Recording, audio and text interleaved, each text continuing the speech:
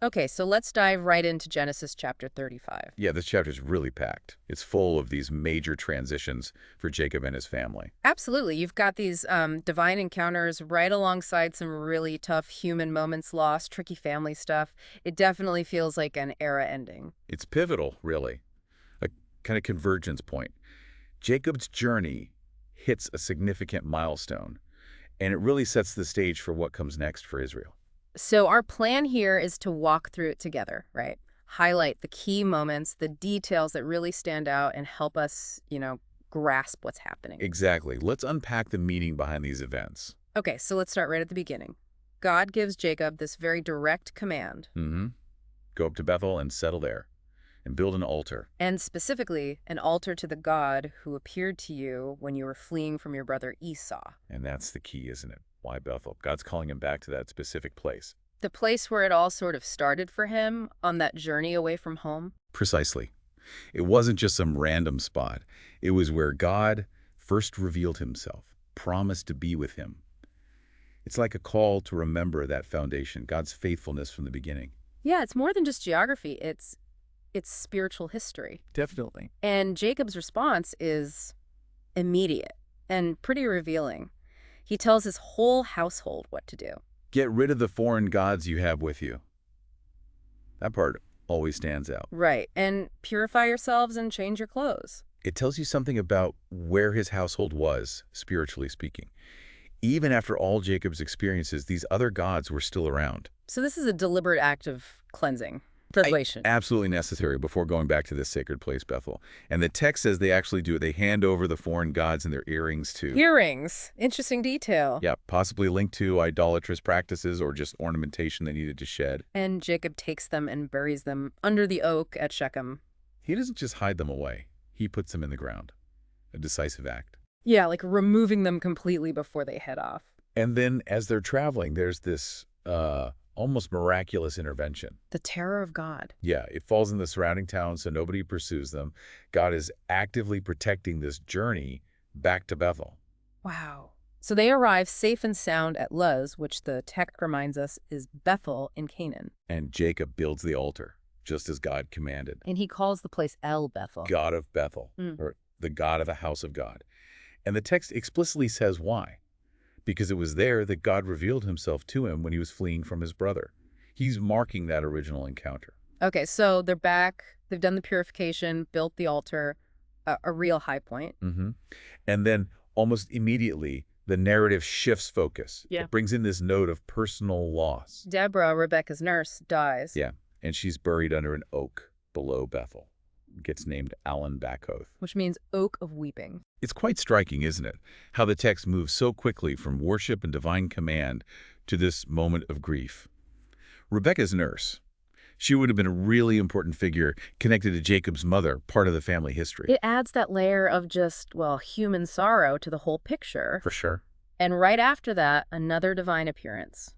God shows up again to Jacob. Yes, after he's returned from Paddan Aram. And God blesses him. And this is where the name change gets really hammered home, right? It is. God says, very explicitly, your name is Jacob, but you will no longer be called Jacob. Your name will be Israel. Even though he got that name back when he wrestled. Exactly. But here, the text adds, so he named him Israel. It feels like a formal confirmation, a declaration by God himself, right there back in the land.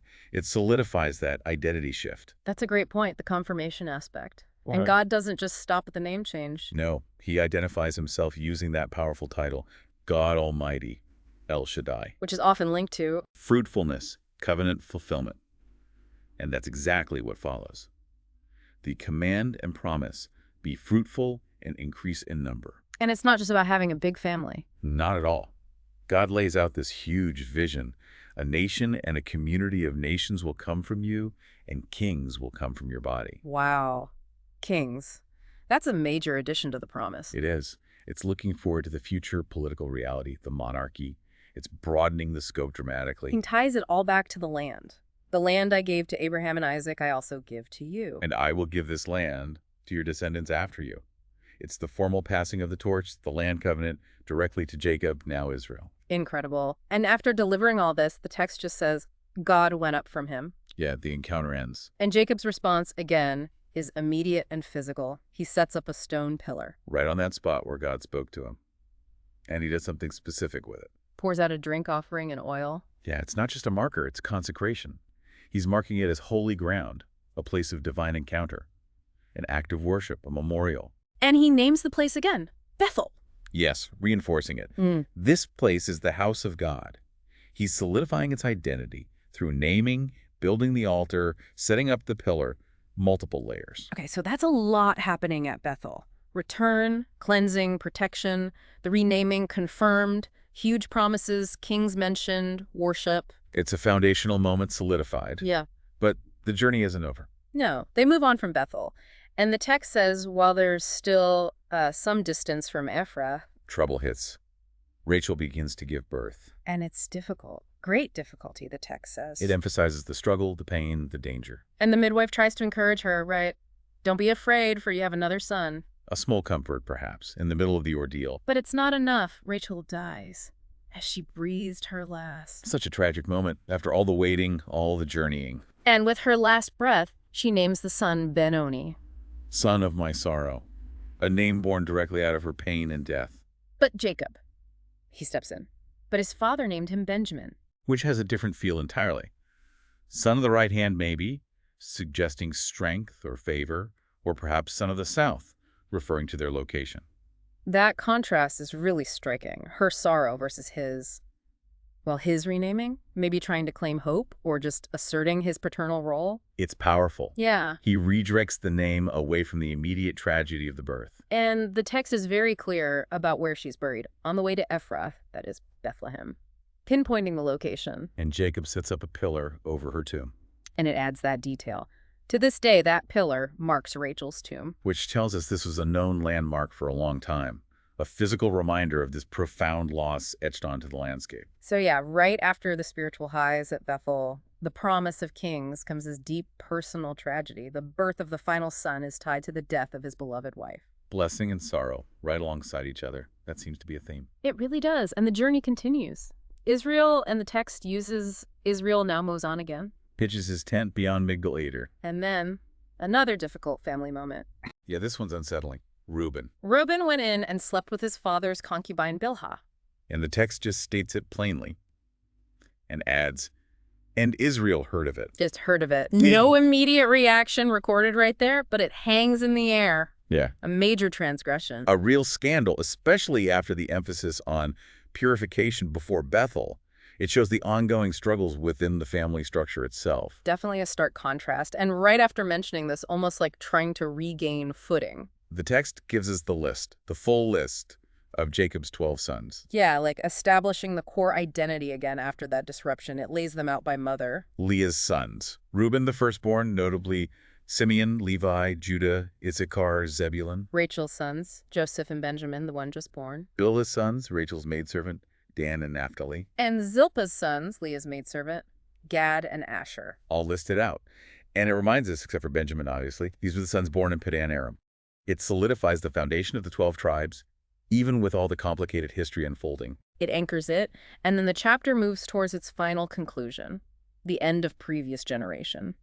Jacob finally goes home to his father Isaac. Back to Mamre, near Kiriath Arba Hebron, the ancestral heartland. And the text points out where Abraham and Isaac had stayed, really emphasizing that continuity. And it gives us Isaac's age, 180 years. A long life. The description is quite peaceful compared to Rachel's death. Yes, old and full of years. He breathed his last and died and was gathered to his people.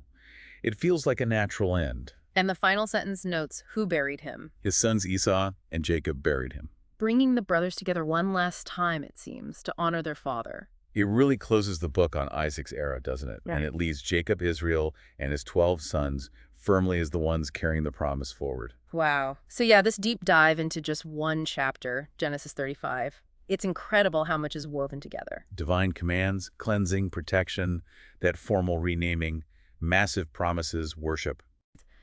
Then tragedy, family scandal, the listing of the sons, and finally, the patriarch's peaceful death. It's this complex tapestry, isn't it? Sacred moments, deeply human struggles, joy, sorrow, birth, death, promise, failure. It's all there. It really is. And it moves so fast through these huge life events that Great we're answer. naming: Benjamin's birth, Rachel's death, Reuben's act, Isaac's death. It makes you wonder, what does that rapid pace, that mix of blessing and hardship presented so starkly, tell you about how this ancient narrative views life and faith and the journey itself? Something to think about.